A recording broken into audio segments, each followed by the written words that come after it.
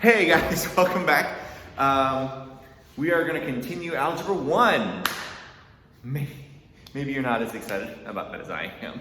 But welcome back to class and announcements. Congratulations for surviving and living this long. That I'm maybe being a little bit crazy about that. I'm so sorry if that offends anybody. But yes, you're still alive, so we're still going to continue with life.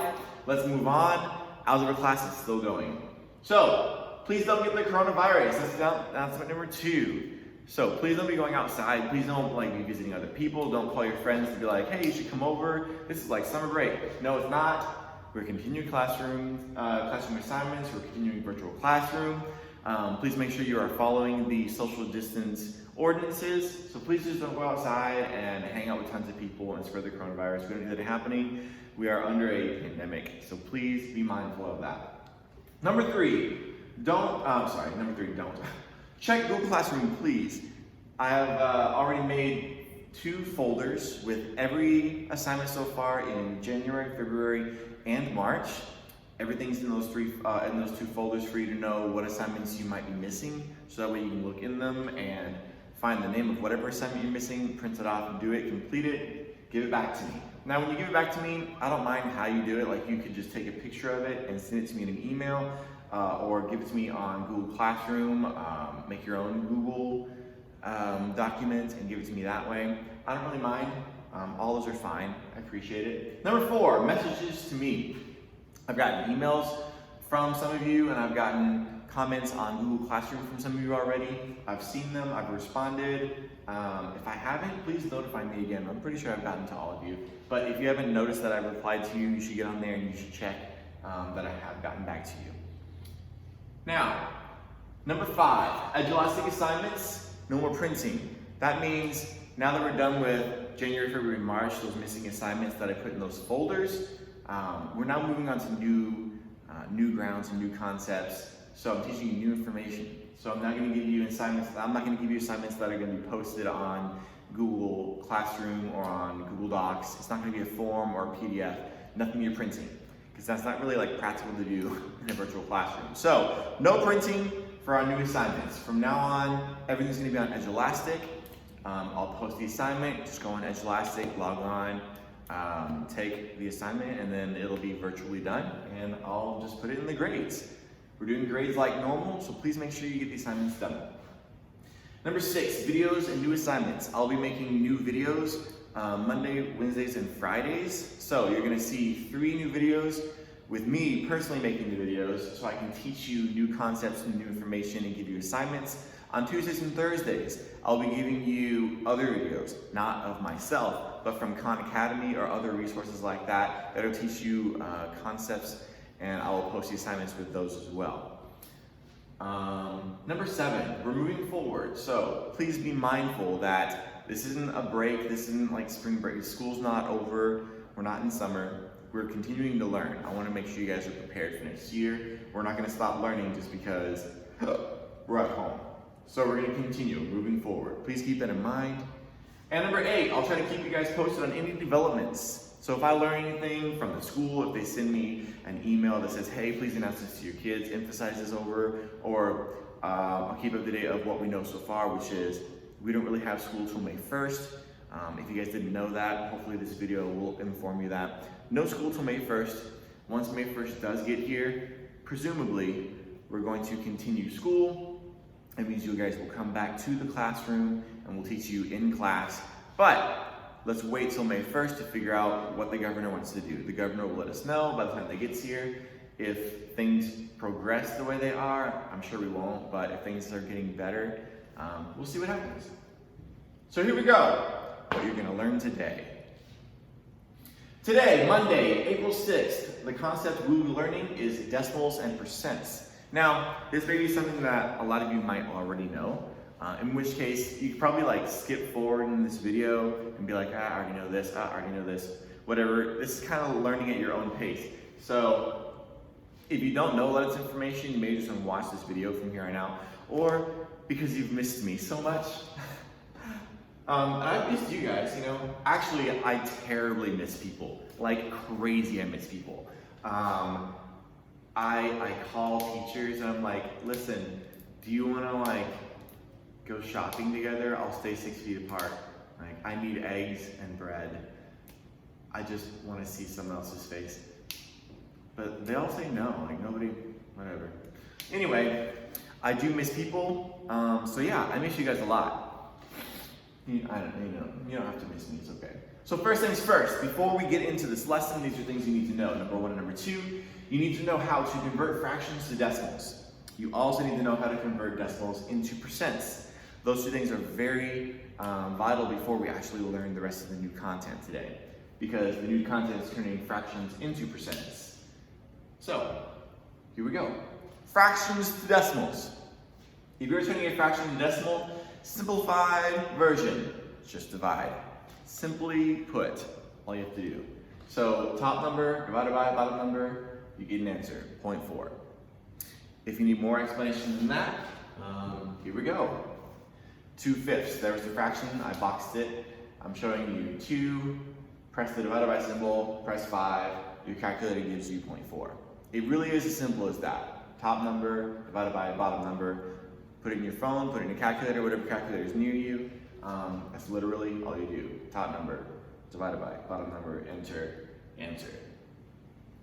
Now, in case you guys need some practice with that, here are 3 problems. I'm going to let you guys go ahead and pause this video if you'd like to get some paper and some pencil and get your phone as a calculator, or if you have a calculator, that's great. Go ahead and do these 3 problems. Go. And we're back.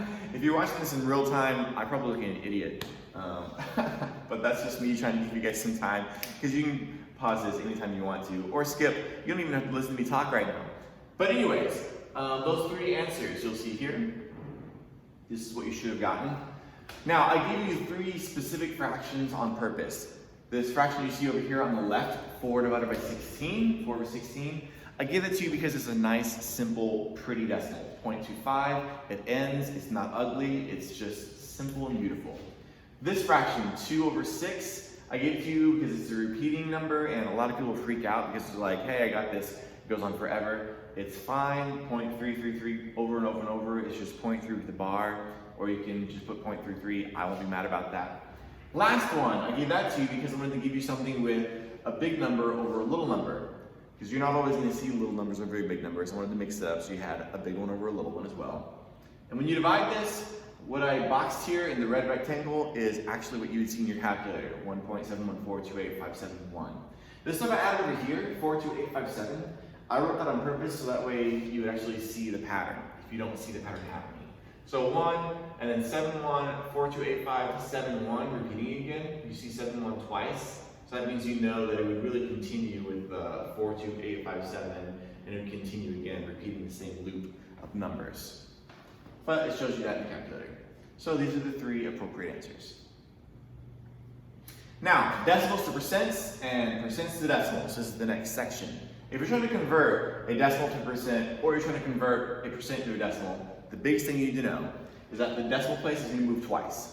Either it's going to move twice to the right, which you see here, or it's going to move twice to the left, which you see here, all depending on which category you're doing. I'm going to go ahead and get out of the screen so you can see this. If you need to pause it, take notes, whatever. But I'm going to go through it really quickly.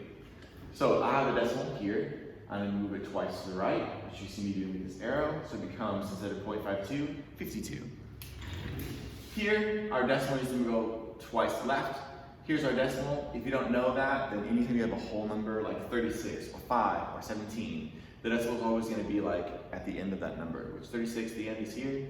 So the decimal is going twice left, so it's now 0.36. Now, in case some people are confused about that or need some practice, here are some problems I'm going to do really quickly to show you in case like you need to see something over and over. If that helps you to see it over and over, then I'm going to do it. So here we go.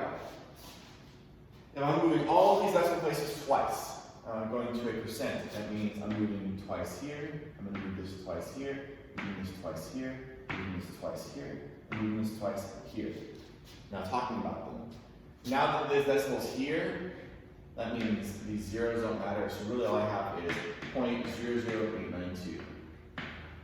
For this problem, The decimal's now here. These zeros don't matter, so it's 0.53.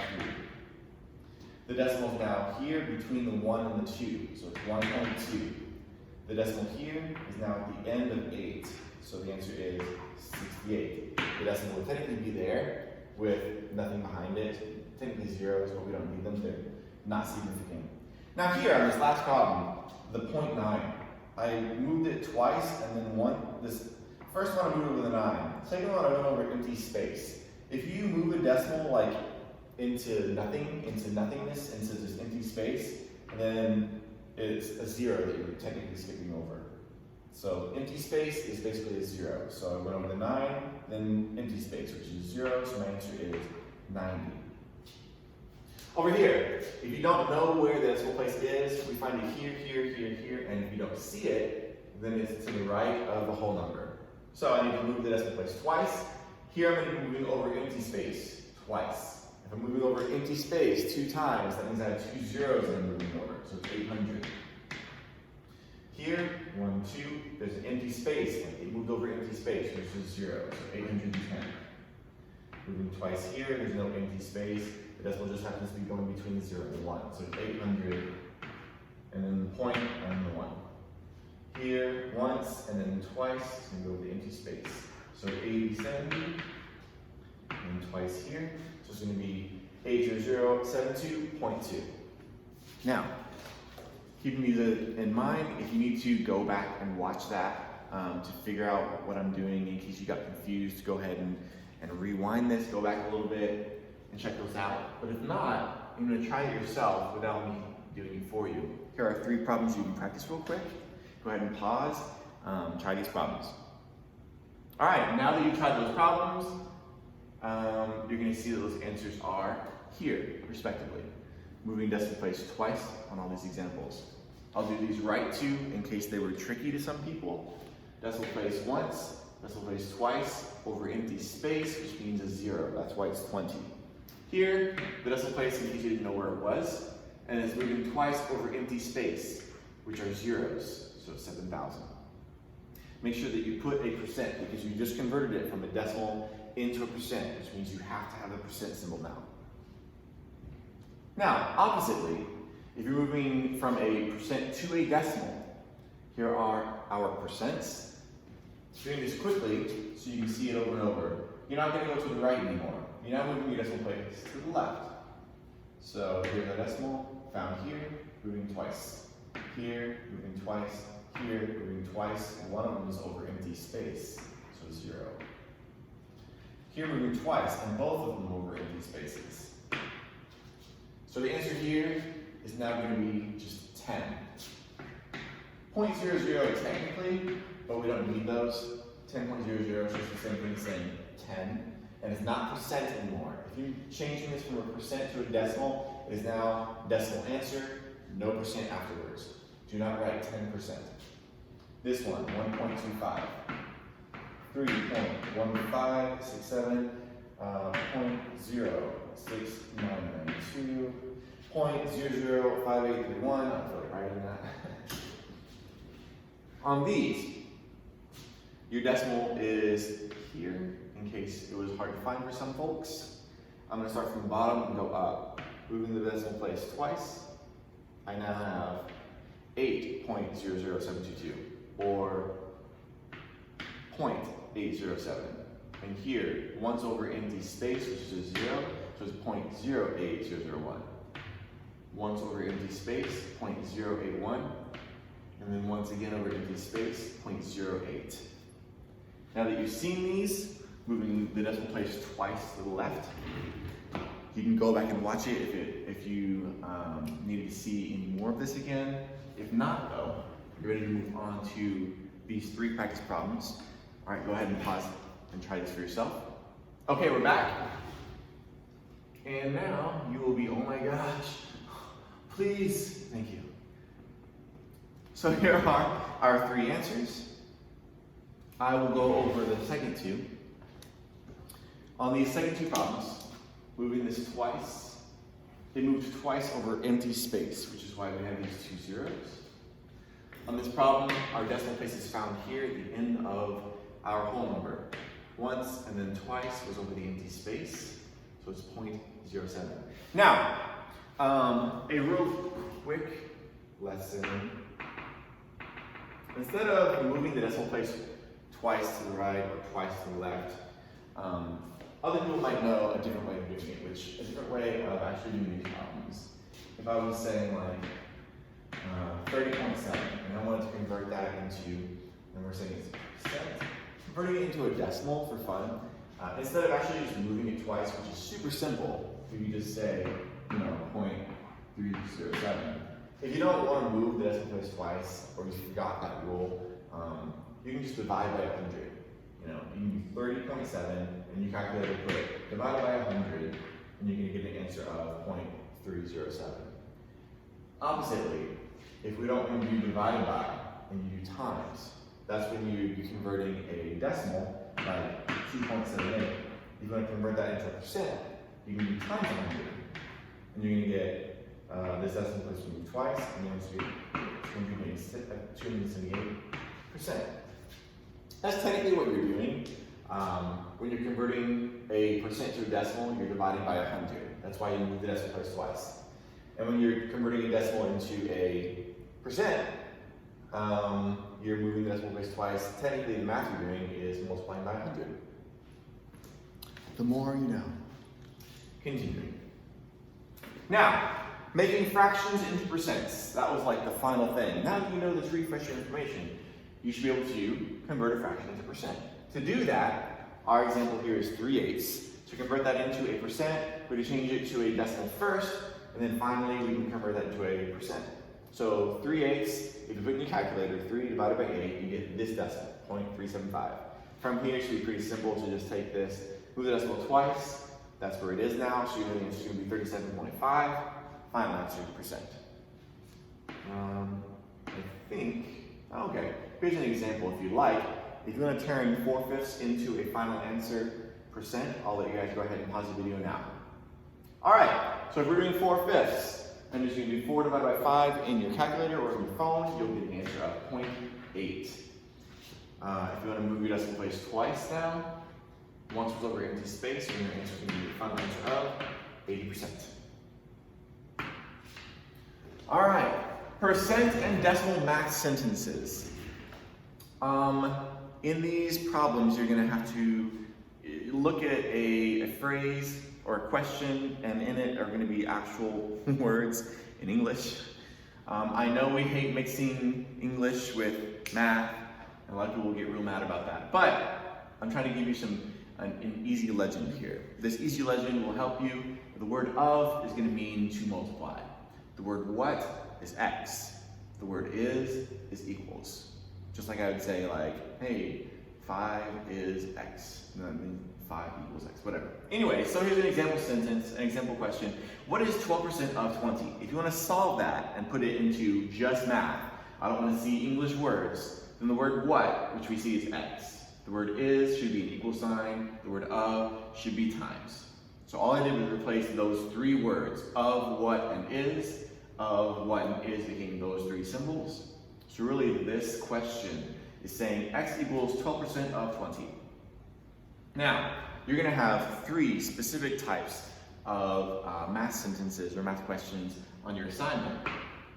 And here are some examples. Number 1, 2, and 3. These are not your actual number 1, 2, and 3. These are examples, 1, 2, and 3. 20 is what percent of 42? Or what is 30% of 50? 36 is what percent of 84? I worded them differently in each one because you're going to see it worded differently on your assignment. So, replacing the words is, what, and of, and every single one of these will give you these 3 equations. If you need to stop and look at that, go ahead and pause and figure out like, what, why? No, go for it. Pause if you need to and figure out how I made these 3 equations you see on the right. Now, we're going to take these 3 things and now we actually have to solve them. Once you have converted the English into actual math, we can actually do the math. So, here's how you do the math. Number 1, this was the English, here's it turned into math. Now to solve this. Again, a lot of people don't like equals 20 being on the left, and just like get rid of that and to create less confusion, just to make it nicer, I'm gonna put the equals 20 on the right side. A lot of people like that. I like that. You don't have to do that. If you know how to solve it already without having to do that, great. But I'm gonna do this just for the sake of making it simpler for a lot of folks. So now that equals 20 is on the right, we can solve it, get rid of times 42 by dividing by 42. I don't remember what that is. And I don't feel like doing it in my head. So 20 divided by 42. 0.47619. 47619. Let me make sure that's correct. 47619. It is correct. Okay. Now, x% basically equals x. We just moved our 42 and it's gone. So now we have that. This math was this. So x% is that. That means I have to turn that into percent. What percent is that? So that means I have to move our decimal twice. So it's saying that that percent is 47.619%. If you need to go back and review any of that stuff about how I did that, go ahead and go back if you need to. I'm gonna go ahead and move on to the next problem. What is 30% of 50? Again, that English is turned into this math. Once we have this math, we can go ahead and actually just do that math. 30% times 50. Now, I don't want to know what percent that equals. If I did, then I would just do 30 times 50, and I would get 1,500. So I get 1,500%. I don't want a percent answer. I just want to know what x is as a number. So I don't want a percent, which means I need to turn that percent to a decimal. That means I have 0.3 instead of 30. And then I can do times 50. I can have my final answer of, instead of 1,500, was 15. I really need to make sure I'm right. 0.3 times 50, bam. Of course it is. And then final problem. Yeah, here we go. Please go down. Move this out of the way. Yeah. 36 is what percent? Again, the English turned into math is here. Solve this problem. We don't want 36 to be on the left side, right? Like just to make that, prettier, the way we're used to seeing what equals on the right side. So let's just get that out of the way real quick. X% of 84 is 36. Now, again, to get rid of times 84, divide by 84. So divide by 84, we'll solve that problem. And then we'll have our math of whatever 36 divided by 84 is 0.42857. 42857. The decimals that you're going to see in your calculator or your phone are actually way longer than this. I'm just stopping at 4 or 5 decimal places. Now, from here, like if you wanted to round to 4 places instead of 5, like I'm doing, like 5 is just more accurate, but if you want to do 4 decimal places, 3 decimal places, 2 decimal places, whatever, just clarify like how many decimal places you're rounding to, let me know. Like if I wanted to round this to 4 decimal places, then really I'd be doing 0.4286, because the 7 would round this up. But x% is this. That means I need to know what percent is this. That means I have to move it twice to figure out my percent, 42.86%. Now, those were your 3 example problems. If you need to go back and watch those 3 problems again, please go ahead and do that. I encourage you to do that. If not, I'm going to go ahead and move forward to what most people think about the stuff that I teach. So a lot of people will just think, like, who cares? Or why do we even need to know this? Examples of why you might need to know this information. Here is the application problem. So say there are 25 students in my class, second period, Algebra 1. They all took a test and 14 of them happened to pass. Now, I personally do this math in real life, and so do all the other teachers. And not just teachers do this kind of math, but even if you do the news or any statistics or demographics, anything like that, to do statistics, you need to do simple decimals, fractions, and percents. This is done every day in a lot of professions. Now, I need to know this. I need to know what percent of my class ended up passing this test. 14 of them. 14 of the 25. That doesn't tell me a percent though. Like, all that tells me is 14 of 25 passed. But 14 of 25, I do know I can write as a fraction. So 14 and 25 is here, 14 and 25. We now have our fraction. And if we know a fraction, you can easily find a decimal and then convert that into a percent.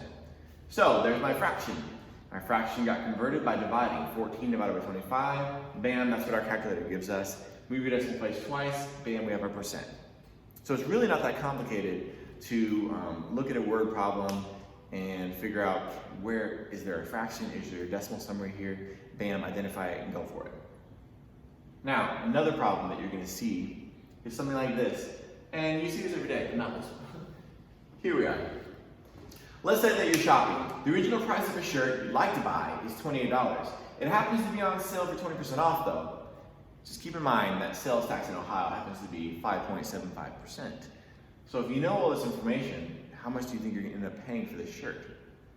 Now, I like buying shirts and shorts and just clothes. Clothes in general, I do like shopping. A lot of other ladies in here do. The guys, whatever, you guys like your jeans or whatever, but I see a lot of hats, so guys probably like that, and definitely shoes, because they're all about those shoes. So, you need to know how to do like sales and how to make sure you know taxes and how much you're going to end up paying. We could make this problem more complicated and do it online shopping, and that way you're going to do this stuff. Plus, you're also going to have to incorporate, delivery charges. But for the sake of simplicity, let's just do a simple: a shirt is this much, that percent off, sales tax. So here we go. How we're going to solve this problem. Just analyzing it really simply. If the shirt is $28, we need to figure out what is 20% of that, because that's how much we're taking off the price. So 20% of 28. Now, thinking of that like the word like the sentence I just said, the English, I need 20%, which I need so that you can see. So 20% of 28. But we know the word of actually means times, because that's what I've taught you. Of means times. So 20% times 28. Well, you can't multiply a percent times a number, because I don't want to know what the percent number is, or the percent answer is. I want to know like what the actual number is. So I need to convert that percent into a decimal, which is 0.2. That means I'm doing 0.2 times 28, which 0.2 times 28 is, I think, 5.6. 0.2 times 28. Yeah, 5.6. So 5.6, ha! Of course, that in terms of money is going to be $5.60. So that's how much 20% off is.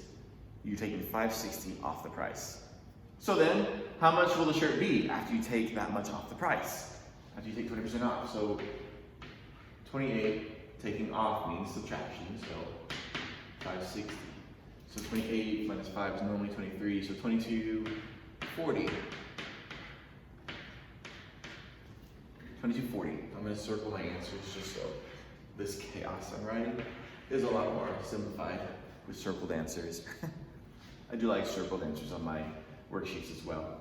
So $22.40. Now, incorporating sales tax into that, that means 5.75. How much is 5.75 of 22.40? So again, I can't multiply a decimal, a percent times this, so I need to convert this to a decimal, which is going to be moving twice. So I moved it once. The second time I move it is going to be over empty space, which we know is going to be a 0. So this decimal is going to be 0.0575. Then you can multiply that by our 22.40. So 22.40 times 0.0575. It's going to say in your calculator or on your phone 1.288, which in money terms doesn't make sense. So we have to put it in money terms, which is normally like $1 and 2 numbers for the cents, like 28 or 29. So this 8, we know, is going to end up rounding this to a 9, so $1.29.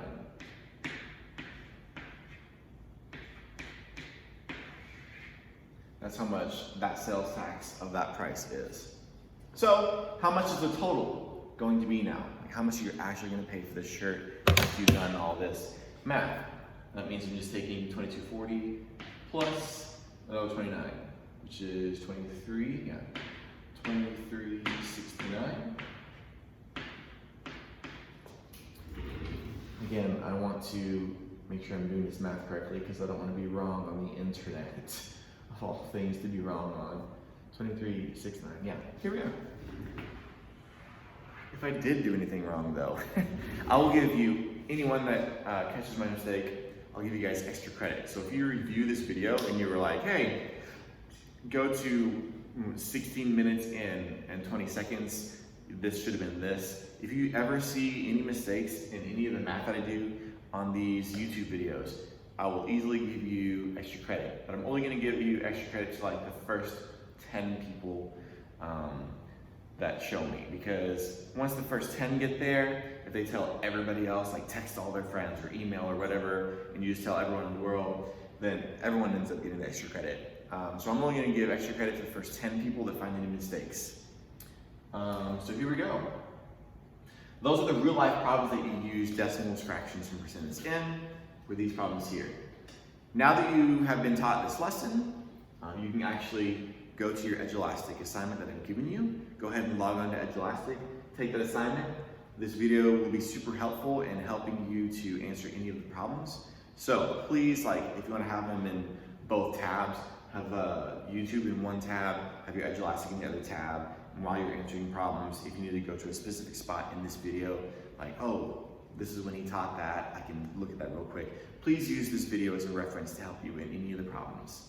Now, keep in mind that you need to be checking your Google Classroom every day. This is your first new assignment. We'll continue again for the rest of this week, and I miss you guys.